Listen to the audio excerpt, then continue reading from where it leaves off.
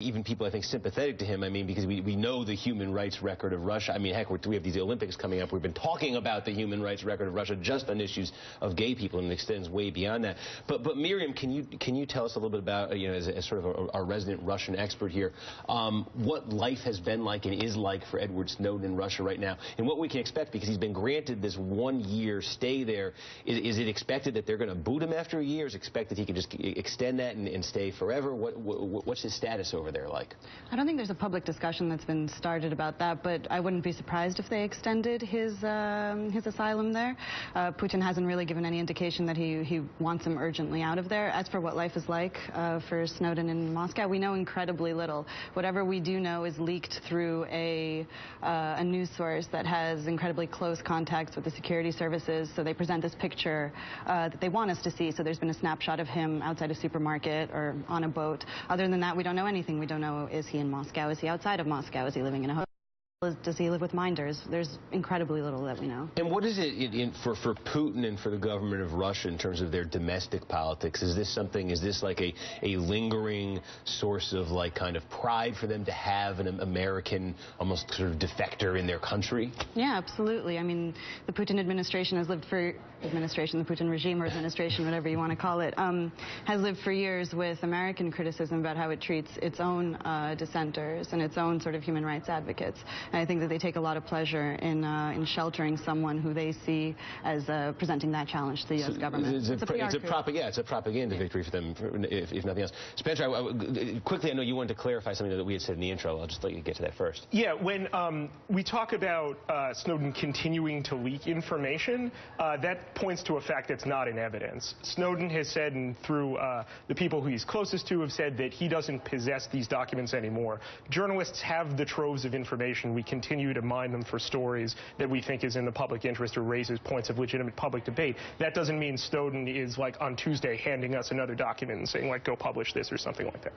But do we know exactly who he shared all this information with and who has had access to all this information? So I think he said in Russia he hasn't shared with anybody. I think there's some open questions about, well, he was locked in that airport for a month. He was in Hong Kong for a few days. Is it clear exactly who he had contact with in that time, who he might have, whether it's the Chinese government, whether it's the Russian government? That seems to be one of the questions. Well, he said that first, he didn't take the documents with him. Second, that he didn't have any contact with Chinese intelligence, with Russian intelligence, and so forth. Who he actually was in contact with during, like, these sort of blackout periods is an open question, but it kind of conflates whether we're speculating about during that time he gave access to his information in exchange for asylum, and I don't think there's any evidence of that.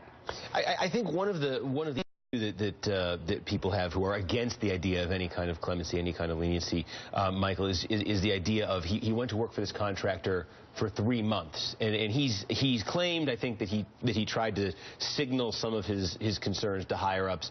That hasn't, as far as I know, really been substantiated yet. So I think there's sort of a suspicion that maybe this would feel different to some people if this had been a career guy who'd been there for 30 years, and after 30 years of seeing this and understanding the bureaucracy, raise these concerns. There's nothing else I can do with it. Instead, it's a guy who kind of comes there for 3 months and has the appearance of a guy who kind of went there under false pretenses to get as many documents as he could and then to share them with the world. I wonder if that shaped people's opinions. I mean, I think there's a lot to do with it, and I think also just the nature of. Again, I mean, I think if he had just stuck to material that related to domestic surveillance, which I think, people should know about that. I mean, that stuff should be out there, and certainly it has been considered legal by the FISA court, and there weren't many options for him to put this information out there. I think where people get upset, and this is, I think, especially true inside the bureaucracy, and by the way, this is why there will be no clemency, I think, because inside the bureaucracy, inside the Department of Defense, inside the intelligence community, there's an enormous anger about this, because there's a sense that this has undermined legitimate U.S. intelligence gathering activities, undermined U.S. diplomacy. And I think that sense of anger and frustration has a big effect on what the president will do as far as clemency, and a big reason why it won't happen. So if we all can sort of sit here and I think agree, I think there's probably a consensus around this table that there won't be any clemency coming from the Obama administration. What happens? I mean, what happens? He's in Russia.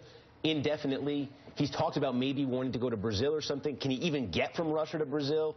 Does he come back to the United States at some point and say, fine, I'm gonna face the music and maybe a huge prison term? There's also a question, okay, so President Obama is not going to give him clemency, we assume.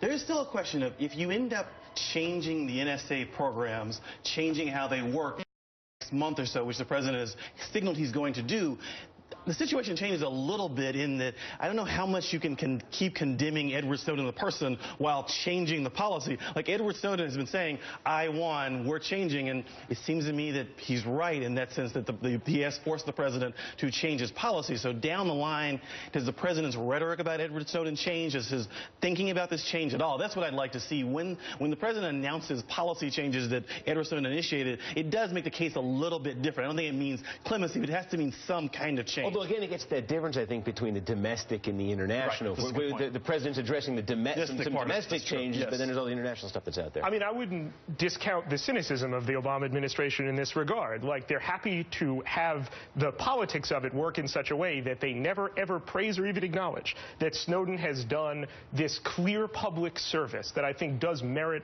a full pardon for him, speaking for myself.